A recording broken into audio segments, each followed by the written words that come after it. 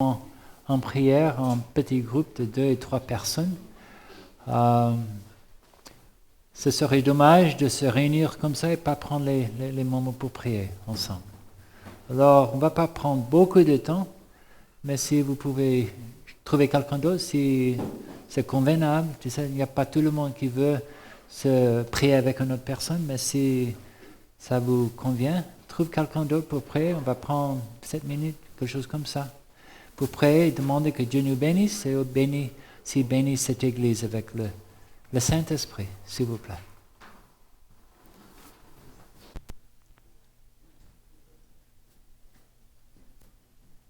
Je veux commencer cet après-midi avec une histoire qui vient de l'Allemagne dans les années entre 1800, les premières années 1865.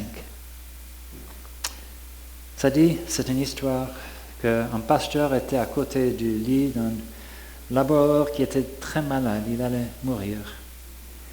Il était marié, il avait 4 enfants. À ce moment, il a été malade pendant 3 semaines. Et en allant au médecin et l'hôpital et des choses comme ça, tout l'argent qu'ils avaient était presque dépensé. Parce que les gens savaient qu'il allait mourir bientôt, il a demandé qu'il invite tous les voisins, les amis de l'église pour faire une sainte scène là dans sa maison et aussi pour chanter. Alors ils ont chanté ensemble. Et le pasteur a remarqué que pendant qu'il chantait, il y avait les larmes qui coulaient là de ses yeux. Et le pasteur a pensé, ça se peut qu'il pleure parce qu'il est triste de partir de sa famille. Alors, à la fin, les amis, les voisins ont parti et essayant de lui encourager, et lui, ces personnes. Mais le pasteur voulait lui demander pourquoi est-ce que tu pleurais pendant qu'on chantait. Parce que c'était parce que tu es troublé en partant de ta famille, ta femme et tes enfants. Et il a regardé au pasteur, il a dit, pasteur, est-ce que Jésus ne va pas être là avec eux après que je pars? Est-ce que Jésus n'a pas dit qu'il va les garder, les protéger, qu'il est le Père des gens qui n'ont pas de Père? Il a dit, je suis certain qu'ils sont bien cared for. J'ai prié beaucoup que Dieu serait leur gardien et je pense qu'il ne va pas me tricher avec ça. Et alors le pasteur a tourné vers la femme et a demandé à la femme, et toi, qu'est-ce que tu penses? Elle a dit, moi aussi, tu sais, je suis en paix que Jésus va nous bien garder, nous bien soigner. Alors le pasteur a dit, pourquoi est-ce qu'il y a les larmes à ce moment? Pourquoi est-ce que tu pleures si vous avez tant de confiance en Jésus? Et l'homme a dit, c'est tout ce qu'on a à ce moment, tous les sous qu'on a dans le monde, c'est dans cette tasse et on va les tous donner parce que moi je veux que les païens dans les pays d'Afrique et des Hollandes pourraient mourir en savoir que Dieu les aime, que Dieu va les sauver un jour. Quand j'ai lu cette histoire, j'étais vraiment impressionné parce que on sait tous que dans la vie, on fait des soucis. Comment est-ce qu'on va payer, tu sais, les facteurs? Comment est-ce qu'on va, tu sais, survivre? Des fois, c'est pas facile. Alors là, il y avait un homme qui était très pauvre. Il était malade à ce moment depuis pas mal de temps. Il a dépensé tout son argent, tu sais, pour les médecins et l'hôpital et tout ça. Mais à la fin, il voulait donner tout ce qu'il avait encore en reste à Jésus. Et sa femme était bien d'accord avec ça. Comment est-ce que ce membre est devenu si consacré à Dieu? Comment c'est passé? Je crois en ce cas, c'était le pasteur. Le nom du pasteur, c'est un homme par le nom de Louis Harms. Il était pasteur d'une petite église dans la ville de Hermannsburg, l'Allemagne. Quand il s'est arrivé, l'église et les membres, ainsi dire, étaient morts spirituellement. Mais il a décidé qu'il allait prier et jeûner jusqu'à Dieu rendrait une rêve comme il désirait faire.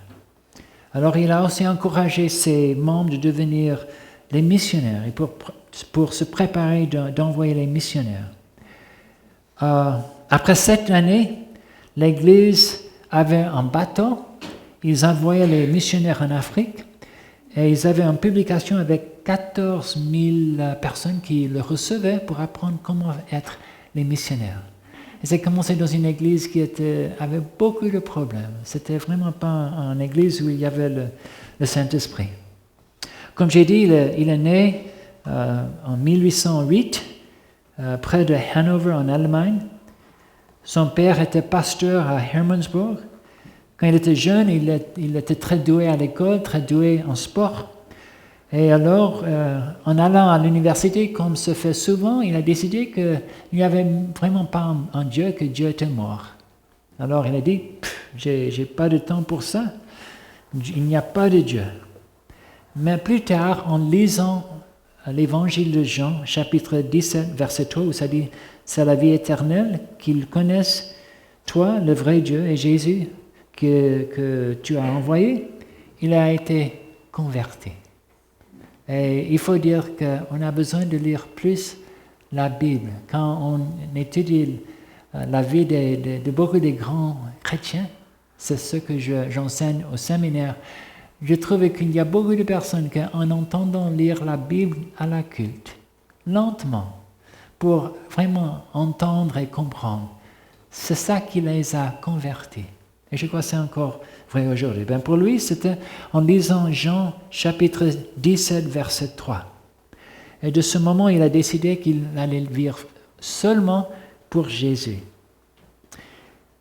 Je vous ai dit qu'il était un très bon avec les sports, les choses comme ça, mais après son conversion, soudainement, il a eu une maladie. Il avait des difficultés de dormir, il y avait toujours beaucoup de douleurs, il avait arthritis, je ne sais pas comment dire ça en français, l'arthèse.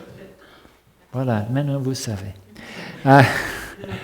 Ces douleurs a continué tout le reste de sa vie. Souvent, il ne pouvait pas même dormir la nuit. Mais il ne se plaignait pas. Il disait, si je ne peux pas dormir, je peux prier. Alors il passait les moments pendant la nuit à prier pour les membres de son église et pour l'avancement du royaume de Dieu. Mais il ne se plaignait pas, il se réjouissait qu'il avait plus de temps pour être en communion avec Jésus. Éventuellement, il a devenu le pasteur de cette église-là. Comme j'ai dit, les membres étaient un peu froids spirituellement, mais il a pu amener un grand changement dans cette église. Son communion avec Dieu, ses prières qui continuaient à changer les choses beaucoup. C'est intéressant qu'il n'était pas membre de notre église. À 1808, il n'y avait pas, une église adventiste, c'était avant l'église adventiste. Mais il prêchait les sermons bien simples avec les petites illustrations. Il insistait que les membres observaient le sabbat, qu'ils ne travaillaient pas, qu'ils donnent la dîme, et encourageait toujours les membres d'être généreux avec Dieu. Il les disait, si vous êtes généreux avec Dieu, Dieu va être généreux avec vous. Alors les gens aimaient beaucoup, beaucoup donner pour soutenir l'Église. Il a aussi fait quelque chose de très intéressant. Il a dit à l'Église, je veux vous faire une promesse. Je veux vous promettre que dans ma vie, dans mes décisions, je vais toujours vouloir savoir la volonté de Dieu. Et quand je sais la volonté de Dieu, je vous promets que je vais le suivre, n'importe quoi. Et il leur a demandé aussi, je veux que, comme au mariage, on fait les accords, avant qu'on se marie, il a dit, je veux que vous me promettez aussi que vous vont toujours chercher à savoir la volonté de Dieu et le suivre. Et la congrégation, les membres ont dit oui, on est d'accord, on fait la même promesse. Alors ils étaient d'accord, cette Église va toujours suivre la volonté de Dieu, on va toujours essayer de savoir ce que Dieu veut. Il a aussi dit, il va avoir des fois les problèmes, mais moi je ne vais pas partir et je veux que vous restez là, qu'on travaille ensemble. ils ont fait cette promesse aussi. Alors, il priait, il travaillait. Il a appelé ses membres d'avoir les mains saines et les cœurs sains parce qu'il était convaincu que Dieu pouvait seulement travailler dans une église qui était bien saine. On dit pieux, peut-être je dois employer ce mot. OK? Et ils ont aussi dit, on veut bien le faire. Alors lui, il obéissait toujours parce qu'il disait que ce n'était pas seulement la volonté de Dieu, mais c'était la chose la plus sage. Il disait, si vous voudrez vraiment être béni, il faut toujours essayer de savoir la volonté de Dieu pour le faire.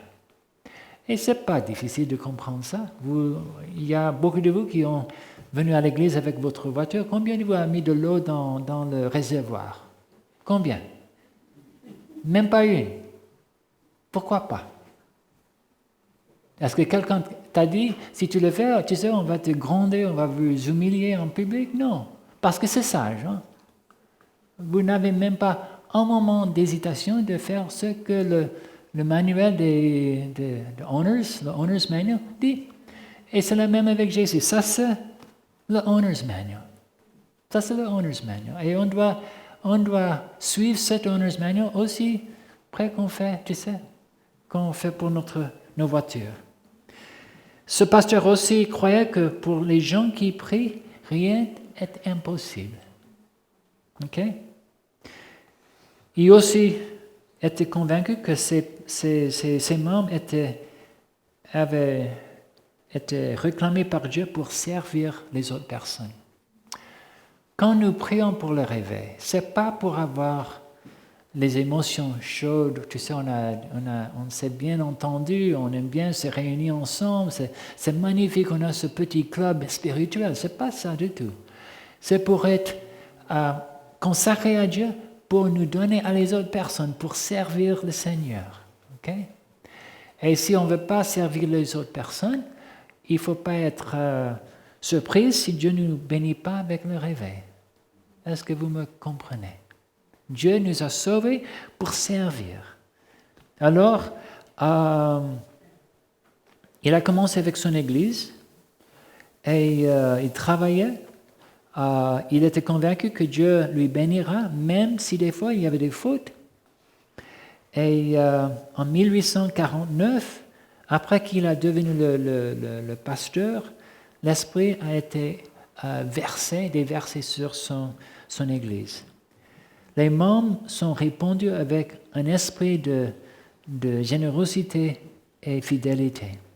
Et écoute, ce réveil a continué pour 17 années. Ce réveil a continué pour 17 années. C'est quelque chose de formidable, je crois.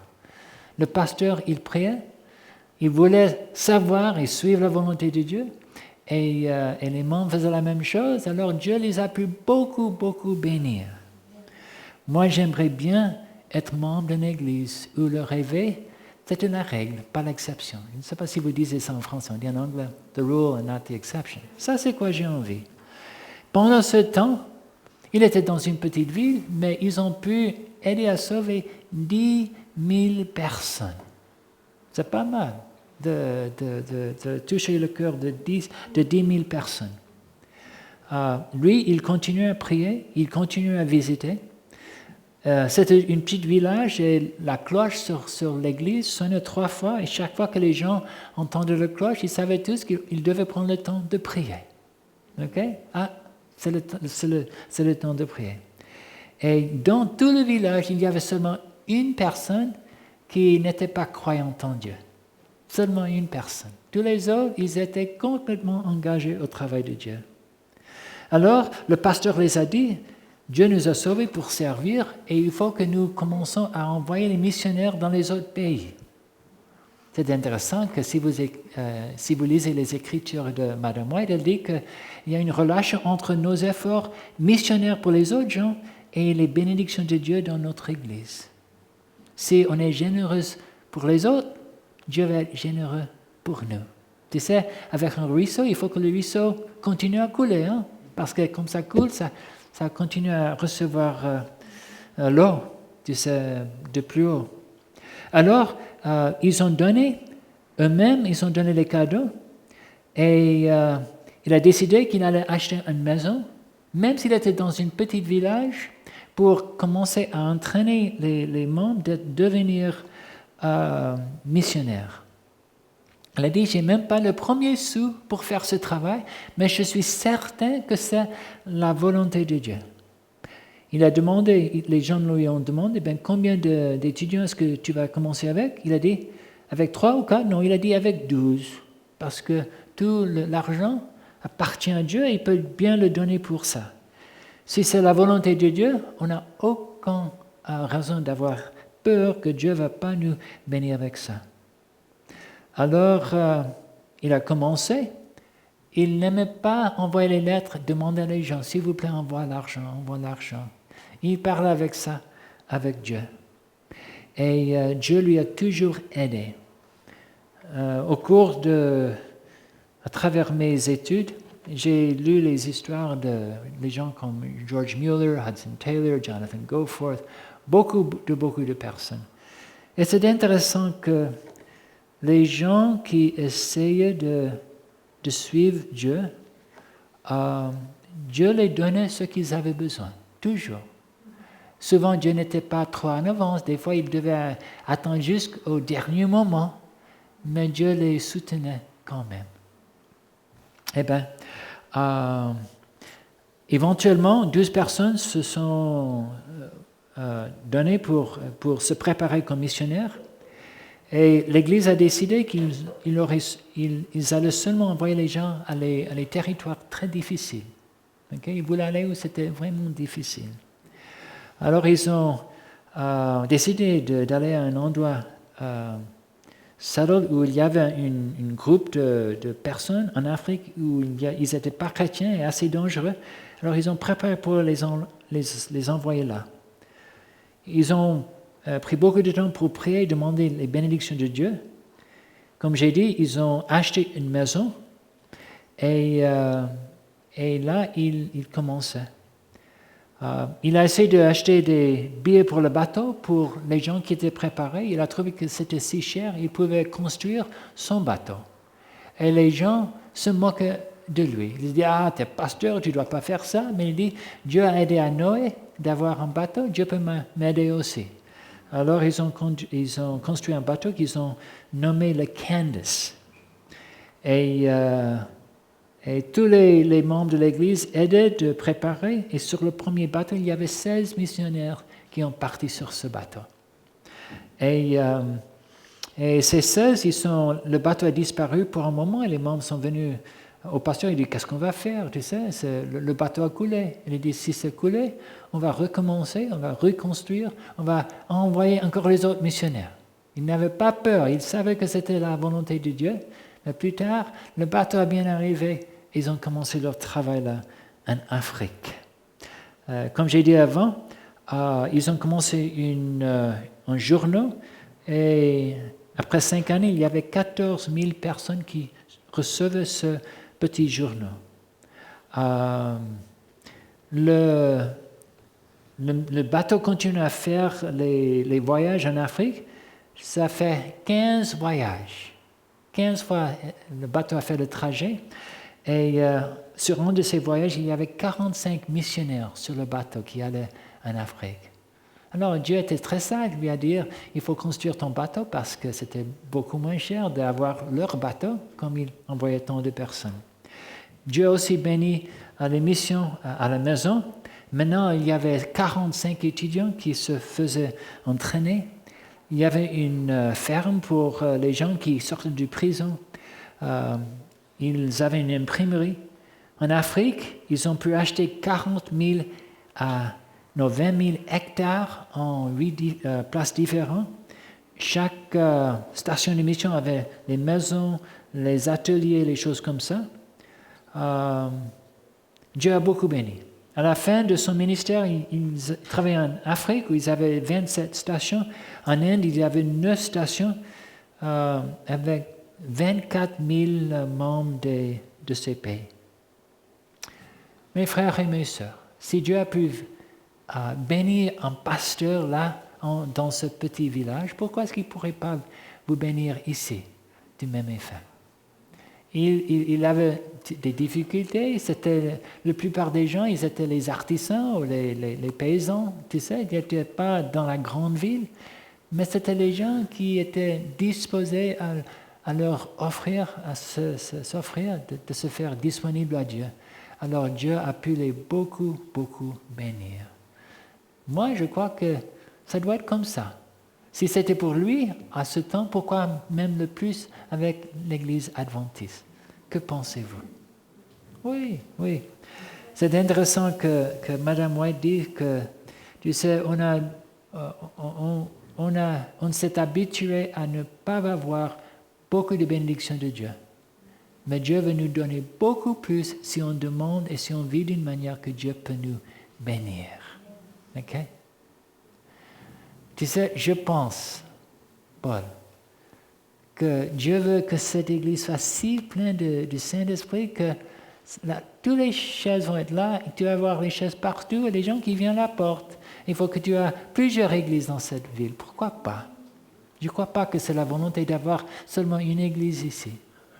Quand on était à Maurice, on était à une petite église et j'ai dit à les gens, si vous priez, si vous essayez de suivre Dieu, Dieu va amener les personnes à la porte. C'était une église où les gens nous ont dit, franchement, cette église est morte. On dit ça spirituellement.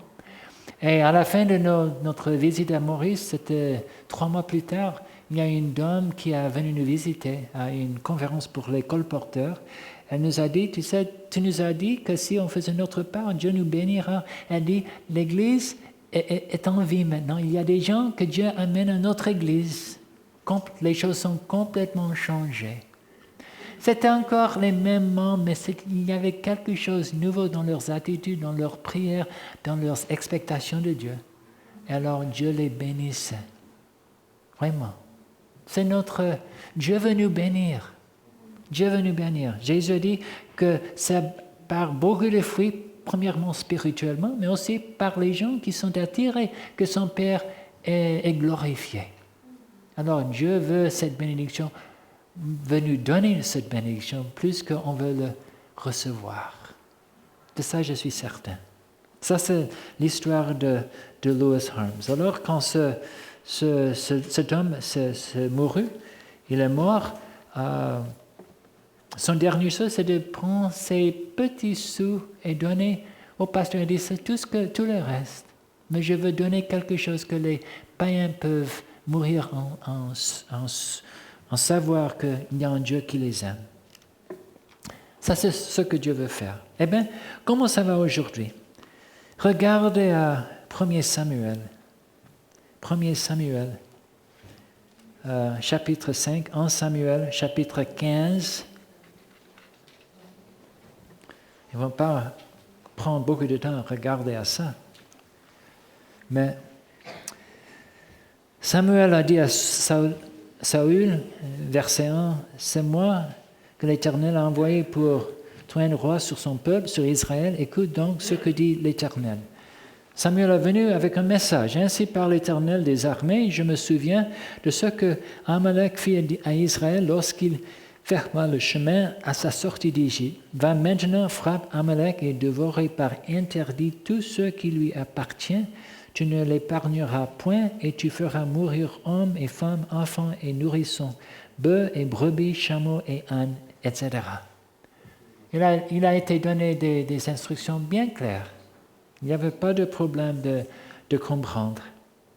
Alors il est allé. Vous connaissez peut-être l'histoire. Il est allé et il a fait justement comme Dieu lui a demandé, sauf qu'il a choisi de sauver le roi. Et les peuples ont choisi de garder les meilleurs bœufs et les autres animaux qu'ils ont trouvés là.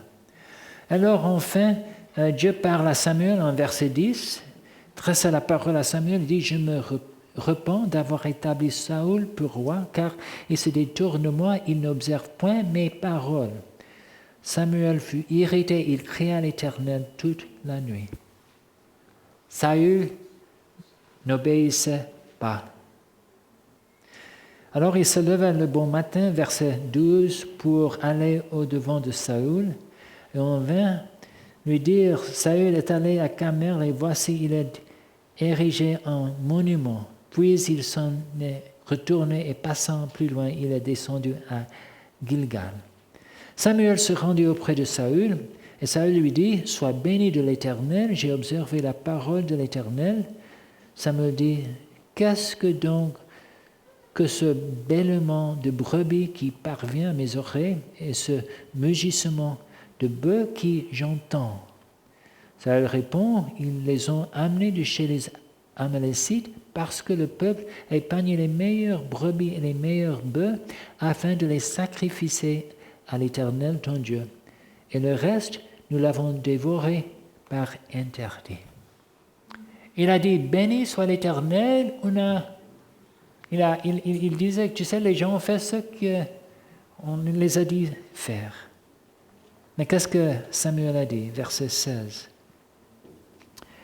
« Arrête et je te déclare ce que l'Éternel m'a dit cette nuit. » Et ça lui dit, « Parle. » Samuel dit, « Lorsque tu étais petit à tes yeux, n'es-tu pas devenu le chef des tribus d'Israël? Et l'Éternel ne t'a-t-il pas oint pour que tu sois roi sur Israël? Et l'Éternel t'avait fait partir en disant, va et dévore par interdit ces pécheurs, etc. » Verset 19, « Pourquoi n'as-tu pas écouté la voix de l'Éternel? Pourquoi t'es-tu jeté sur le butin et as-tu fait ce que est mal aux yeux de l'Éternel? » Saül répondit à Samuel, « J'ai bien écouté la voix de l'Éternel et j'ai suivi le chemin par lequel je m'envoyais à l'Éternel. J'ai amené Agag, roi d'Amalek, et j'ai dévoré par interdit les Amalécites, mais le peuple a pris sur le butin des brebis et des bœufs comme prémices de ceux qui devaient être dévorés, afin de les sacrifier à l'Éternel ton Dieu à Gilgal. » Saül a dit, « Attends, j'ai obéi, j'ai fait tout ce que Dieu m'a dit. » Est-ce que vous pensez qu'il voulait mentir à ce moment? Je ne sais pas. Mais Samuel a donné une bonne réponse. « L'Éternel trouve-t-il du plaisir dans des holocaustes et les sacrifices, comme dans l'obéissance à la voix de l'Éternel? Voici, l'obéissance vaut mieux que les sacrifices, et l'observation de sa parole vaut mieux que la graisse des béliers. » Okay. Samuel a bien dit, Dieu n'est pas intéressé dans tes sacrifices. Dieu n'est pas intéressé quand tu fais les mouvements spirituels pendant que tu n'obéis pas. Pourquoi est-ce que j'entends ce bruit? Est-ce que c'est possible qu'une personne peut si désobéir Dieu et encore penser que tout va bien dans leur relation avec Dieu? C'est un problème qui se fait depuis longtemps. Regardez, si vous voudrez, dans la Bible, regarde Ésaïe 1, verset 1. Ésaïe 1, verset 1.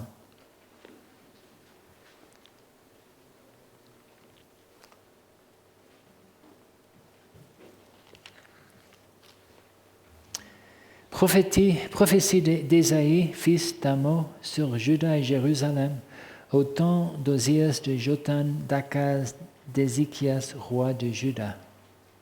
Cieux, écoutez, terre, prête l'oreille, car l'Éternel parle, j'ai nourri et élevé des enfants. Mais ils se sont révoltés contre moi. Le bœuf connaît son possesseur, l'âne, la crèche de son maître. Israël ne connaît rien. Mon peuple n'a point d'intelligence. Au peuple, malheur à la nation pécheresse, au peuple chargé d'iniquité. C'était un peuple qui était le peuple de Dieu, mais Dieu les dit, mon peuple n'a point d'intelligence, malheur à la nation pécheresse, au peuple chargé d'iniquité. À la race des méchants, aux enfants corrompus, ils ont abandonné l'Éternel, ils ont méprisé le Saint d'Israël, ils sont retirés en arrière. C'était les gens qui, à cette époque, pensaient qu'ils étaient les enfants de Dieu. Okay? verset 6. De la plante du pied jusqu'à la tête, rien n'est en bon état. Ce sont que blessures, contusions et plaies vives, qui n'ont été ni pansées, ni bandées, ni adoucies par l'huile. Votre pays est dévasté, vos villes sont consumées par le feu. Des étrangers dévorent vos campagnes sous vos yeux. Ils ravagent et détruisent comme des barbares. Et la fille de Sion est restée comme une cabane dans une vigne, comme une hutte dans un champ de concombres, comme une ville épargnée. OK? Alors, les choses n'allaient pas bien du tout là en Israël. Et verset 10, écoutez la parole de l'Éternel, chef de Sodome. Prête l'oreille à la loi de notre Dieu, peuple de Gomorrha. Qu'ai-je à faire de la multitude de vos sacrifices, dit l'Éternel? Je suis rassasié des holocaustes, des béliers et de la graisse des veaux. Je ne prends point plaisir au sang des taureaux, des brebis et des boucs. Alors, les gens-là, ils donnaient beaucoup de sacrifices. Beaucoup. Mais Dieu dit, je ne les veux pas. Je ne les veux pas. Verset 12. Quand vous venez et vous présentez devant moi, que vous demande de souiller mes parvis, cessez d'apporter de vaines offrandes. J'ai en horreur l'encens. Les nouvelles lunes, les sabbats et les assemblées, je ne puis voir le crime associé aux solennités. Mon âme haït vos nouvelles lunes et vos fêtes. Elles me sont à charge. Je suis las de les supporter. Et regarde maintenant. Quand vous entendez, étendez vos mains, je détourne de vous mes yeux. Quand vous multipliez les prières, je n'écoute pas, vos mains sont pleines de sang. Pourquoi est-ce que j'ai lu tous ces versets? C'est parce que c'est possible de beaucoup prier. C'est possible de beaucoup sacrifier. Mais si on ne marche pas avec Jésus, les prières ne vont pas nous aider, les sacrifices ne vont pas nous aider du tout. C'est les gens qui faisaient toutes sortes de prières, ils faisaient toutes sortes de sacrifices. Et c'est quelque chose de très impressionnant. Regardez maintenant Ésaïe 58. Ésaïe 58.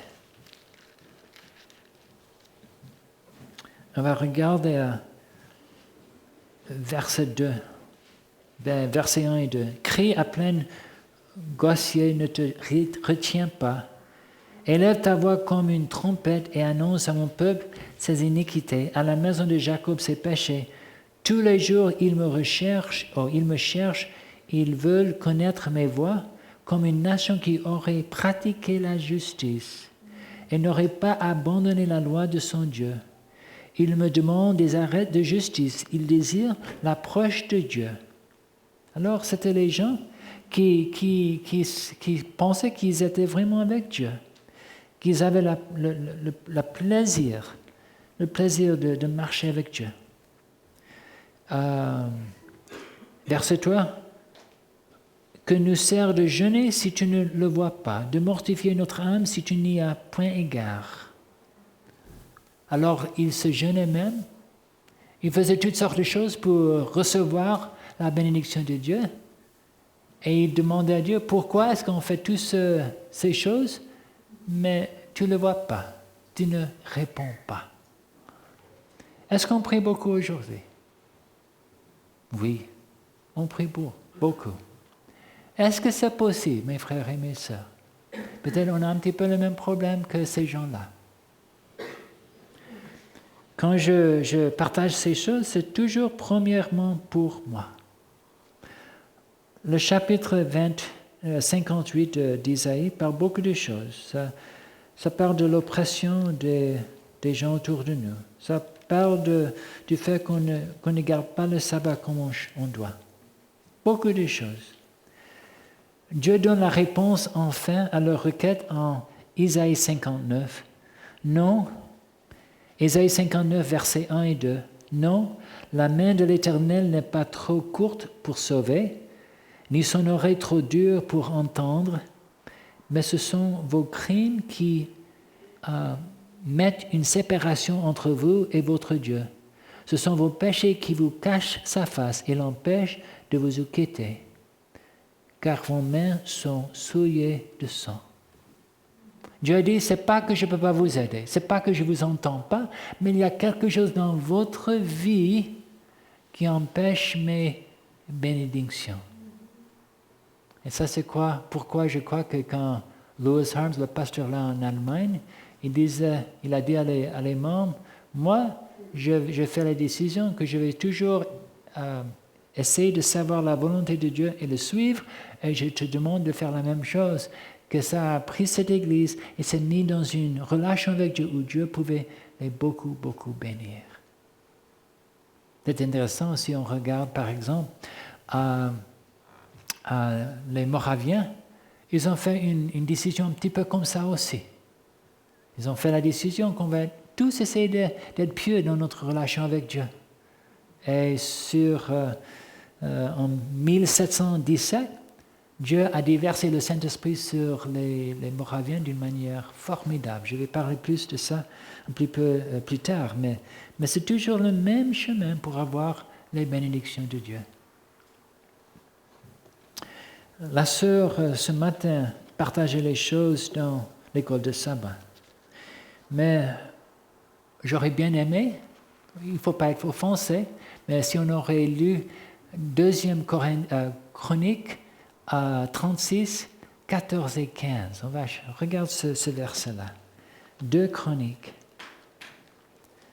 Je disais à la sœur pendant le repas que les dernières 2 années, j'ai presque seulement lu que les livres de Jérémie, Ésaïe et Ézéchiel. On apprend les choses là. C'est merveilleux. Mais regarde 14 et 15. 36. 2 Chroniques 36. Et on peut commencer en 14. Tous les chefs des sacrificateurs et le peuple multiplièrent aussi les transgressions selon toutes les abominations des nations, et ils profanèrent la maison de l'Éternel qu'il avait sanctifiée à Jérusalem.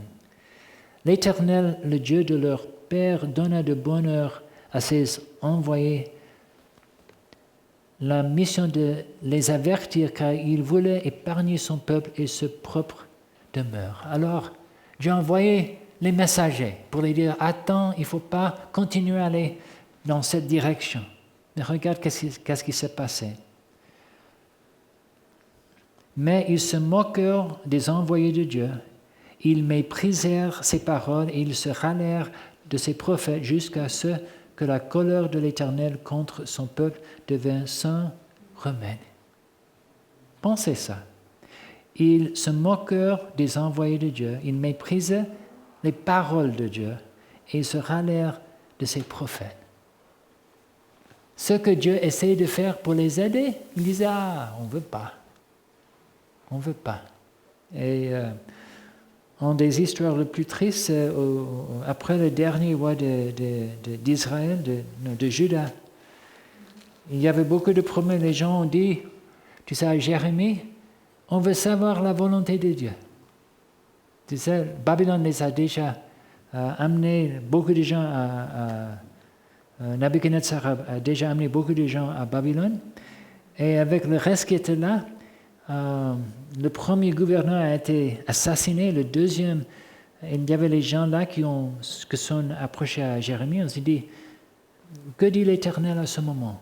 Ils ont dit, on veut vraiment savoir. Il a dit, si je veux le dire, il faut obéir. Il dit, oui, on veut savoir. Ça a pris 10 jours avant que Dieu a pu les répondre.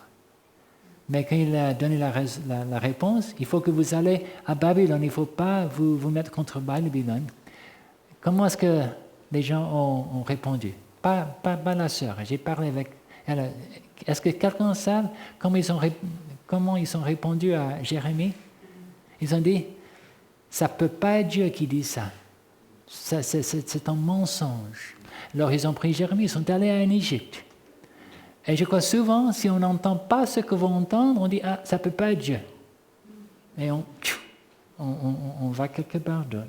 Mais ça ne va pas nous aider. Regardez aussi à Jérémie 5. Jérémie 5.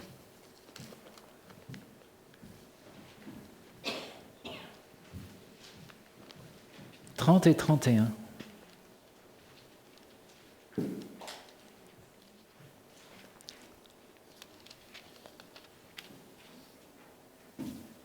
Ça dit là, des choses horribles, Jérémie 5, 30 et 31, des choses horribles, abominables se font dans le pays. Les prophètes prophétisent avec fausseté. Les sacrificateurs dominent sur leur conduite et mon peuple prend plaisir à cela.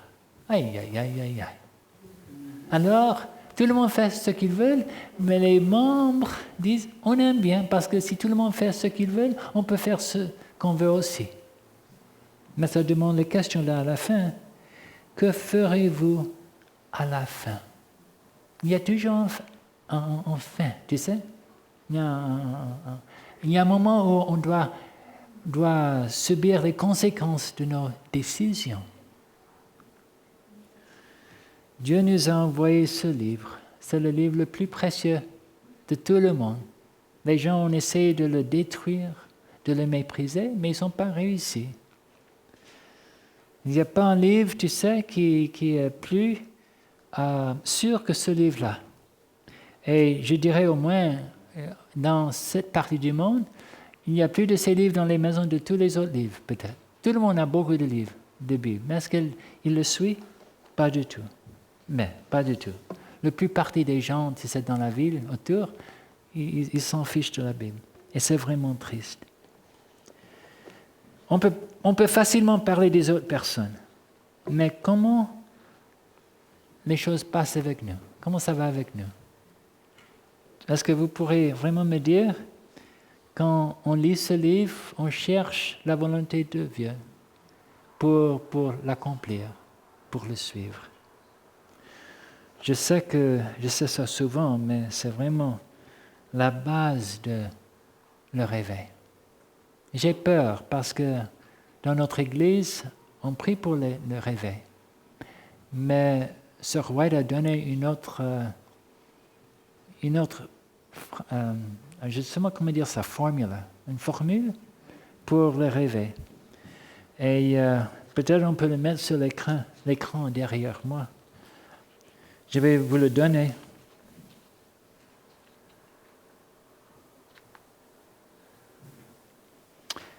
Ligne 155. Et ils ont la machine là. C'est Joël qui a traduit ça. Merci Joël. 155. La plus grande et le plus urgent de nos besoins, c'est celui d'un réveil de la véritable piété parmi nous. Notre premier souci devrait être de la rechercher. Il convient de déployer les efforts les plus vigoureux pour obtenir la bénédiction du Seigneur. Laisse-moi répéter ça. Le plus grand et le plus urgent de nos besoins, c'est celui d'un réveil de la véritable piété parmi nous. C'est la chose la plus grande et le plus urgent. Notre premier souci devrait être de la rechercher. Ça, c'est pourquoi on est là ici. On est ici aujourd'hui. Il convient de déployer les efforts les plus vigoureux pour obtenir la bénédiction du Seigneur, non parce que Dieu ne serait pas désireux de nous l'accorder, mais parce que nous ne sommes pas prêts à le recevoir. Alors, ce n'est pas parce que Dieu ne veut pas le donner, mais parce que nous, on n'est pas prêts à le recevoir. Notre Père céleste est plus disposé à communiquer son esprit à ceux qui lui demandent que des parents terrestres ne le sont de donner de bonnes choses à leurs enfants. Mais c'est à nous de remplir les conditions sur la base desquelles Dieu a promis d'accorder sa bénédiction. Alors, voilà la formule. Regarde ça. Par la confession, une confession de nos péchés accompagnée d'humiliation, de repentance et de prière fervente. OK? Laisse-moi répéter. Je suis à peu près à ligne 162. mais c'est à nous de remplir les conditions sur la base desquelles Dieu a promis d'accorder sa bénédiction par une confession. Comment? Par une confession de nos péchés, accompagnée d'humiliation, de repentance et de prières ferventes. Non. Il faut dire qu'en français, les mots sont un petit peu différents qu'en anglais.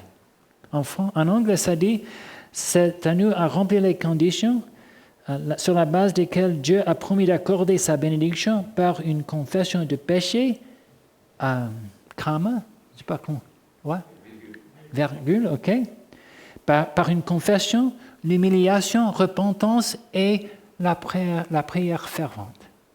Ok? Elle donne le même stress à tous les 4 choses. Ce n'est pas la confession accompagnée, mais 1, 2, 3 et 4. C'est comme ça que c'était écrit originalement en anglais. Quand nous se réunir pour poursuivre la réunion, qu'est-ce que c'est le plan en général? Qu'est-ce qu'on fait? On va aller en petite classe pour un moment. Qu'est-ce qu'on fait? En général, qu'est-ce que c'est le programme? J'entends pas bien, mais je ne crois pas que j'en rien à ce moment.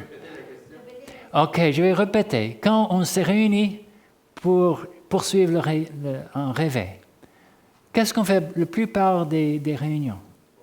On prie. Et on continue à prier. Et souvent, c'est tout ce qu'on fait. Est-ce que vous êtes d'accord? C'est en général, on prie. Et on fait peu de la confession, peu d'humiliation, peu de repentance. Et quand j'étais à la conférence générale, j'étais là, on a partagé des centaines de ces choses et beaucoup en anglais et en espagnol aussi.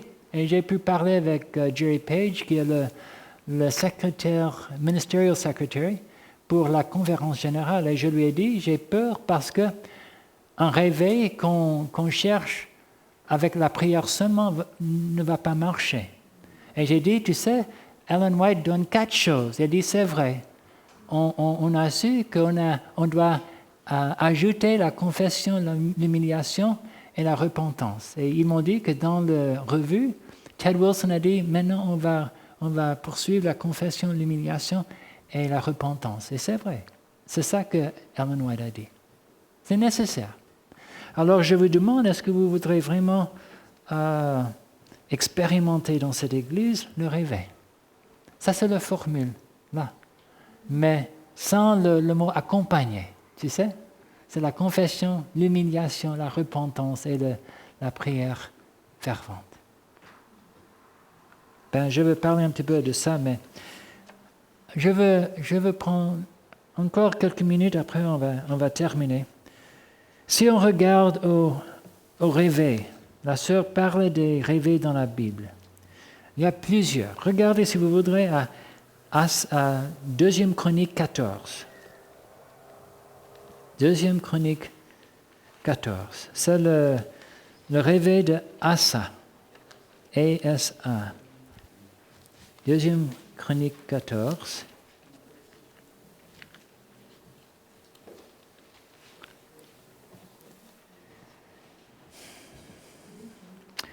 Quand Asa est devenu roi de Juda, ça dit, Asa fit ce qui est bien et droit aux yeux de l'Éternel, son Dieu. Il fit disparaître les autels de l'étranger et les hauts lieux. Il brisa les statues et abattit les idoles. Il ordonna à Juda de rechercher l'Éternel, le Dieu de ses pères, et de pratiquer la loi et les commandements. Il fit disparaître de toutes les villes de Juda les hauts lieux et les statues consacrées au soleil. Et le royaume fut en repos devant lui. En faisant partir, tu sais, les idoles et toutes ces choses, les hauts lieux, Dieu a pu retourner le repos à son pays. Alors, il a construit les villes sûres, mais c'est intéressant qu'à un moment, ils ont été attaqués par les Éthiopiens. On trouve ça en verset 12. Non, attends. C'était en verset 8. Zarak, l'Éthiopien, sortit contre eux avec une armée d'un million d'hommes, une armée immense. verset 10. Asa évoqua l'Éternel, son Dieu, et dit, l'Éternel, toi seul peux venir en aide aux faibles comme aux forts, viens à notre aide. Éternel notre Dieu, car c'est sur toi que nous nous appuyons et nous sommes venus étonnants contre cette multitude. Éternel, tu es notre Dieu, que ce ne soit pas l'homme qui l'emporte sur toi. Alors ça dit en verset 11, l'Éternel frappa les Éthiopiens devant Asa et devant Juda, et les Éthiopiens prirent la fuite. Okay? Alors ils les ont poursuivis. En verset 15, 1 et 2, les versets clés là. L'Esprit de Dieu fut sur Azariah, fils d'Obed, et Azariah alla au-devant d'Asa et lui dit, écoutez-moi, Asa et tout Juda et Benjamin, l'Éternel est avec vous quand vous êtes avec lui. Laisse-moi répéter. L'Éternel est avec vous quand vous êtes avec lui. Si vous le cherchez, vous le trouverez. Mais si vous l'abandonnez, il vous abandonnera. Il vous abandonnera. C'est la clé. Si on veut un réveil, il faut marcher avec Jésus. Si on ne veut pas cette bénédiction, si on lui abandonne, il va nous abandonner aussi. OK?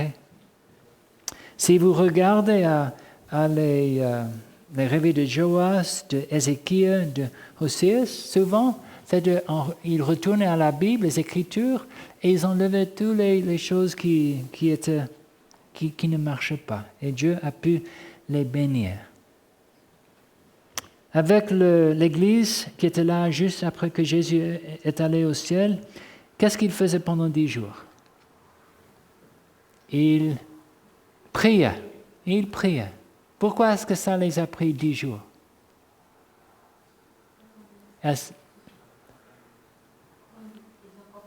Oui, ils confessaient leurs péchés, ils essaient de devenir droits avec les autres. Et Madame White dit, si ça les a pris 10 jours, pour nous, ça va nous prendre plus longtemps. Okay? Mais ils faisaient plus que seulement prier. Ils faisaient plus que seulement prier. Hier soir, on pensait de Élie. Qu'est-ce qu'il faisait pendant qu'il priait?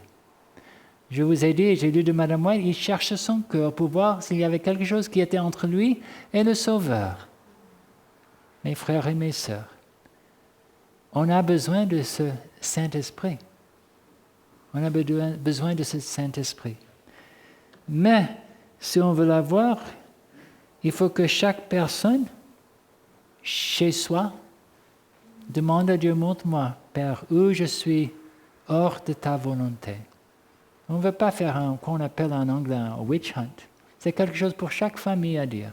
Tu sais, Dieu, comment sont les choses entre moi et toi? Comment, Père, sont les choses entre moi et mes frères et mes sœurs?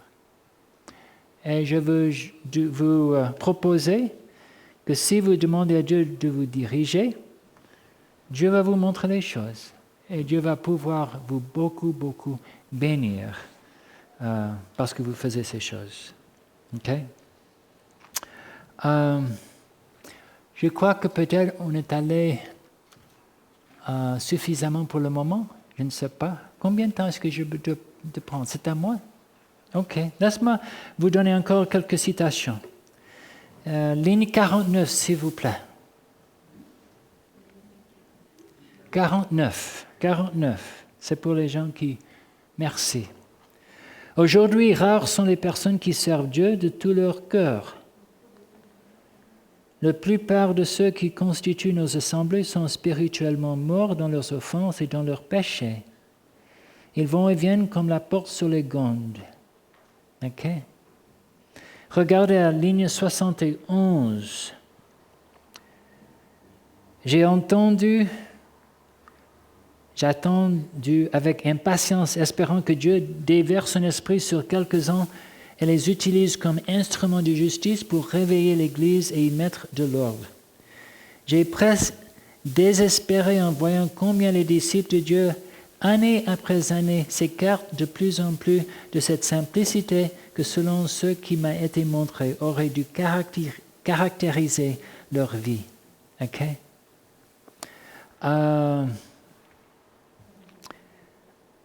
regarde à 91. On va sauter là. J'ai vu, non, on va faire tous, commencer à 92, mais 82. J'ai vu que des changements importants doivent se produire dans les cœurs et dans les vies de beaucoup avant que Dieu, par sa puissance, puisse faire son œuvre en eux pour le salut d'autrui. Alors, avant que Dieu puisse aider les personnes autour, il faut qu'il nous touche le cœur. Ils doivent être transformés à l'image de Dieu, reflétant sa droiture et sa sainteté. Alors, par sa grâce, l'amour du monde, l'amour de soi et toute ambition de la vie pour exalter le moi seront changés et utilisés dans l'œuvre qui consiste à sauver les âmes pour lesquelles Christ est mort. L'humilité prendra la place de l'orgueil, l'amour propre et l'arrogance seront remplacés par la douceur. Chaque faculté du cœur sera contrôlée par un amour désintéressé pour toute l'humanité. J'ai vu que lorsqu'ils commenceront sérieusement à reformer leur vie, Satan se réveillera.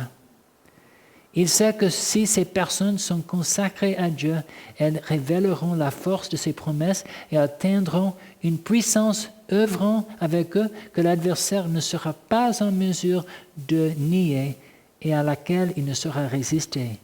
Ils réaliseront la vie de Dieu dans l'âme. Alors, si on suit Dieu, Dieu va nous fortifier d'une manière que même Satan va dire « je ne peux rien faire avec ces personnes ». Ils sont complètement liés avec Dieu. Pourquoi pas? Pourquoi pas? OK? Eh bien, l'Église, tu sais, au commencement, ils ont commencé d'une très bonne manière. Regardez, je lis un petit peu là en ligne 99. C'est un petit bouquin appelé Le Réveil maintenant. Je crois que Paul a partagé ça avec les membres ici. Est-ce que vous avez tout ça? Sinon, on peut les envoyer. Quoi? Ça vient, oui, ça vient de... Ben, ça vient... Il y a CP, c'est Concurrent Pacifique, ce que je lis à ce moment, oui. Oui, il y a une chose, si vous avez des questions, je peux vous dire. Mais écoutez, après l'effusion du Saint-Esprit, lorsque les disciples allèrent proclamer au monde un Sauveur ressuscité, leur unique préoccupation fut le salut des âmes. Ils se complaisaient dans la douceur de la communion des saints. Ils étaient compatissants, provenant désintéressés, désireux de se sacrifier pour la vérité. Ils révélaient dans leur vie quotidienne l'amour que le Christ leur avait recommandé de cultiver. Et par des paroles et des actes généreux, ils s'efforçaient de le faire naître dans d'autres cœurs. Alors, ils étaient vraiment les témoins que Dieu pouvait beaucoup employer. Mais quelque chose a changé. Et je lis ça parce que si je disais, vous direz, attends, où est-ce que tu as trouvé ça? Ça vient du Concurrent Pacifique. Je ne comprends pas le mot Pacifique là. C'est pas du tout comme on a en anglais, mais ça ne fait rien. Mais bientôt, un changement graduel s'est produit. Les chrétiens commencèrent à rechercher les défauts du prochain. Alors, au lieu de regarder à soi-même, ils commencent à regarder les autres personnes. C'est un danger même à ce moment, que tout le monde dit « Ah, tu sais, ce frère, cette sœur. » Non. Avec le réveil, c'est toujours on regarde à nous-mêmes. C'est là où ça doit commencer. Mais bientôt, un changement graduel se produisit. Les chrétiens commencèrent à rechercher les défauts du prochain. Ils s'arrêtèrent sur leurs fautes, se livrèrent à des critiques malveillantes et perdirent ainsi de vue le Sauveur et de son amour. Si on regarde toujours à les autres personnes, au lieu de regarder à Jésus, on ne va plus voir Jésus. C'est vraiment une tristesse. Et devenir plus strict au sujet des cérémonies extérieures, plus difficiles sur les principes de la foi. Dans leur zèle à condamner autrui, ils ne virent pas leur propre erreur. Alors, ils étaient si regardés à tout le monde, ils ne sont pas vus eux-mêmes. Regarde qu'est-ce qui se passe. Dans leur zèle à condamner autrui, ils ne virent pas leur propre erreur, ils oublièrent de pratiquer l'amour fraternel que le Christ leur avait recommandé avec tant d'insistance, et ce qui était plus triste encore, ils n'avaient pas conscience de leur égarement. En condamnant les autres personnes, ils ne savaient pas que Jésus les partait aussi. Et c'est bien facile, mes frères et mes sœurs, qu'en essayant d'aider à Dieu avec son travail, on peut marcher hors d'une relation avec lui aussi. C'est quelque chose de sérieux. Okay? Il ne se rendait, je suis à ligne 115, il ne se rendait pas compte que le bonheur et la joie disparaissaient de leur vie et qu'en bannissant de leur cœur la charité, ils allaient bientôt errer dans les ténèbres. Pourquoi est-ce que c'est important que je choisis et je partage ce paragraphe-là? C'est très facile que les gens pourraient partir de l'Église au lieu de dire, on va trouver toutes les choses, tu sais, on va... Et en faisant ça, on peut devenir perdu nous-mêmes. Vraiment, il faut aller à la maison et dire, Dieu, montre-moi où je dois changer, où tu veux m'aider à changer. Et Dieu va nous donner son aide avec ça. OK? Dieu va nous aider. Eh bien, je crois que je veux prendre une pause à ce moment. Et plus tard aujourd'hui, à la fin, on peut prendre des questions peut-être. Mais pour le moment, je vais faire une petite prière et on se réunit à quelle heure? 3h30 peut-être? OK, on va prier. Père Céleste, c'est une responsabilité solennelle d'être ici à l'estrade devant ton peuple. Père Céleste, il n'y a même pas une personne dans cette assemblée, dans cette salle qui est parfaite. Quand nous allons au ciel, on est là seulement parce que Jésus a versé son sang pour nous. Et on va voir à ce moment que même quand on faisait nos mieux, ce n'était pas suffisant. Mais Père, je sais que tu veux nous changer, que tu vas nous changer avec une puissance qui est hors de nous, une puissance qui vient du ciel, une puissance qui vient avec le Saint-Esprit. Mais une puissance qui peut seulement venir si nous l'invite de rentrer dans nos cœurs et se faire chez soi en nous.